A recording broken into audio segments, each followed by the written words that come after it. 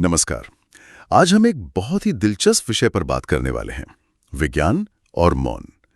अ, सुनने में शायद थोड़ा अलग लगे। है ना? हाँ, बिल्कुल।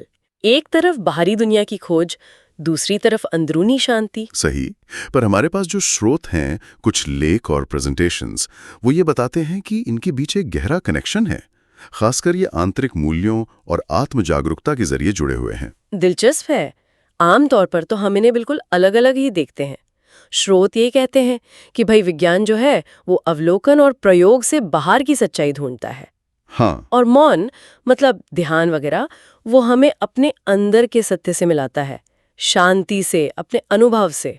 तो आज हम यही समझने की कोशिश करेंगे कि ये दोनों जो इतने अलग लगते हैं, जीवन में एक साथ कैसे काम कर सकते हैं, ना? बिल्कुल, यही लक्ष्य है।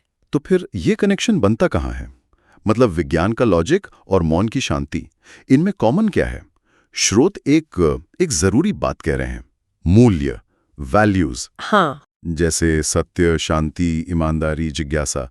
क्या ये पुल का काम करते हैं? सही पकड़ा। बिल्कुल, यही मूल्य आप देखिए दोनों को एक तरह का नैतिक आधार देते हैं। सोचिए कोई भी वैज्ञानिक खोज बिना ईमानदारी के, बिना सच जानने की लगन के कैसे होगी? नहीं हो सकती। और जिज्ञासा भी उतनी ही जरूरी है ना? हाँ, और इसी तरह जब हम मौन में जाते हैं, ध्यान करते हैं, तो अपने आप ही करुणा है, आत्मसम्मान है, ये चीजें उभरने लगती हैं। अच्छा। तो दोनों में एक तरह की आप कह सकते हैं गहरी ईमानदारी चाहिए, चाहे बाहर के सच के प्रति हो या अपने अंदर के अनुभवों के प्रति। ये सोचना ही कितना अलग है कि ध्यान अपने आप में एक आंतरिक प्रयोग जैसा हो सकता है। हाँ, स्रोत इसे समझाते भी हैं, जैसे मन हमारी लैब है, विचार हो गए डेटा, बिल्कुल। और हमारी चेतना या आत्मा कह लीजिए, वो है ऑब्जर्वर, देखने वाला। और मौन? मौन वो मीडियम है, वो माहौल जिसमें ये सब हो रहा है। वाह! स्रोत में राजयोग ध्यान का भी जिक्र है। उसे एक तरीका बताया गया है मन को एकाग्र करके अपने उच्चतर स्वरूप से या कहिए परमात्मा स्रोत से जुड़ने का। अच्छा। तो जैसे वैज्ञानिक बाहर के नियम समझता है, वैसे ही ध्यानी अपने अंदर के जगत को, उसके सत्य को अनुभव करता है। एक तरह की व्यवस्थित खोज ही है ये भी, अंदर की। तो अगर ध्यान एक आंतरिक प्रयोग है और उससे शांति मिलती है, तो फिर ये शांति और शक्ति का क्या रिश्ता है? अक्सर लगता है कि शांति मतलब कमजोरी, निष्क्रियता, हाँ, ये आम गलतफहमी है। और शक्ति मतलब जोर जबरदस्ती, आक्रामकता। क्या स्रोत इसे चुनौती देते हैं? बिल्कुल देते हैं। आध्यात्मिक नजरिए से देखें ना, तो सच्ची शांति कमजोरी नहीं, वो तो गहरी आंतरिक शक्ति है, स्थिरता है, संतोष है। और सच्ची शक्ति वो बाहरी दिखावा या गुस्सा नहीं, बल्कि सेल्फ कंट्रोल है, आत्मनियंत्रण, साहस है, स्पष्टता है, बिना विचलित हुए सोच समझकर जवाब देना, रिएक्ट करने के बजाय। तो ये दोनों, शांति और शक्ति, मौन से विकसित होती है? हाँ, एक साथ। शांति हमें ठहराव देती है, स्थिरता, और शक्ति हमें सही दिशा में आगे बढ़ने का बल देती है। ये एक संतुलन है। ये सिर्फ चुप बैठना नहीं है, मतलब ये एक सक्रिय संतुलन है। मैंने देखा स्रोतों में कुछ वैज्ञानिक रूपक भी इस्तेमाल किए गए हैं, जैसे बायोमेट्रिक सेंसर या चुंबकत्व। वो कैसे जुड़ते हैं यहाँ? वो बस समझाने के तरीके हैं, खासकर उनके लिए जो वैज्ञानिक ढंग से सोचते हैं।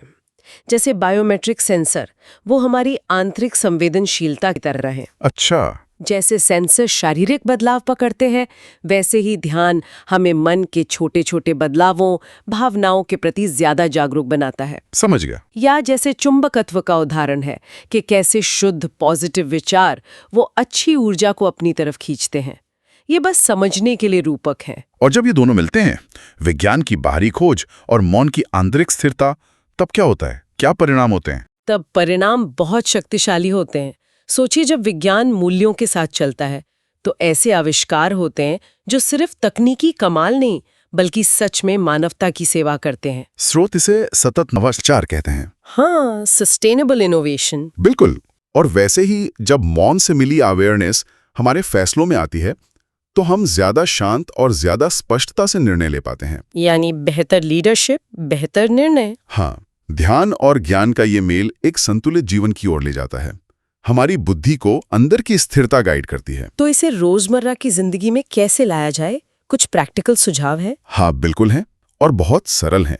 जैसे दिन की शुरुआत बस 5 मिनट के मौन चिंतन से करें। सिर्फ 5 मिनट? हाँ, और अपने विचारों को देखें, जैसे कोई वैज्ञानिक देखता है, तटस्थ होकर, बिना उलझे, बस आते जाते देखना।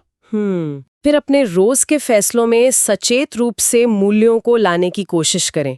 पूछें खुद से, क्या ये फैसला ईमानदारी पर आधारित है? क्या इसमें करुणा है? अच्छा, ये सचेत प्रयास हुआ। हाँ। और सबसे जरूरी, जीवन में वो जो शांति और सक्रिय शक्ति की बात हमने की, उसके बीच एक संतुलन बनाने की कोशिश करते रहना। तो कुल मिलाकर बात यह है कि विज्ञान और मौन विरोधी नहीं है, बिल्कुल नहीं, बल्कि एक दूसरे के पूरक हैं, सहयोगी हैं। मूल्य इनके बीच का पुल है। सही। और ध्यान वो आंतरिक प्रयोग है जिससे समझ बढ़ती है, और इसी संतुलन से सच्ची शांति और शक्ति मिलती है। एकदम सही कहा। और आइंस्टीन की वो बात याद आती है ना? कौन सी? धर्म के बिना विज्ञान लंगड़ा है, विज्ञान के बिना धर्म अंधा है। यहाँ धर्म का व्यापक अर्थ में ले सकते हैं आंतरिक खोज, मूल्य, ये संतुलन की ही बात है। हाँ। ये बिल्कुल फिट बैठता है। और अंत में स्रोतों से एक विचार हम सबके सोचने के लिए छोड़ जाते हैं। हाँ, अपने जीवन को प्रयोगशाला बनने दें और अपने दिल को वैज्ञानिक। ये सोचने का एक बिल्कुल नया तरीका हो सकता है कि हम अपने अनुभवों से कैसे सीखें, कैसे सत्य को खोजें, है ना? बिल्कुल, बहुत गहरा विचार है ये।